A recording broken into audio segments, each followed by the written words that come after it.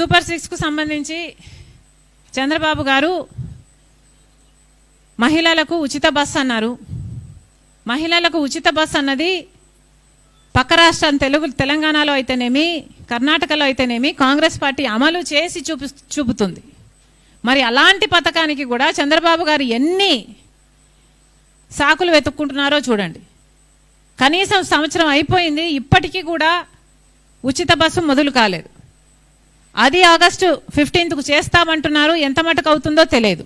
ఒకవేళ చేసినా కూడా దాంట్లో కూడా మళ్ళీ మహిళలకు సంబంధించి ఇంటర్ డిస్ట్రిక్ట్ అయితే అది కవరేజ్ చేయము అంటున్నారు.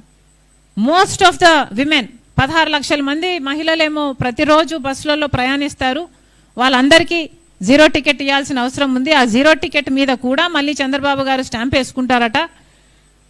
కానీ మహిళలు ప్రయాణించేది ఒక జిల్లా నుంచి ఇంకో జిల్లాకు, అంటే విజయవాడ నుంచి గుంటూరుకి వెళ్తే మళ్ళీ డబ్బులు కట్టాలట. ఇది ఎక్కడి న్యాయం అని అడుగుతున్నాం. ఇంకా ఇచ్చేదేదో మొత్తము ఫ్రీగా ఇవ్వచ్చు కదా, ఇచ్చినట్టన్నా మంచి పేరైనా మీకు వస్తుంది కదా. ఇది చాలా అన్యాయం.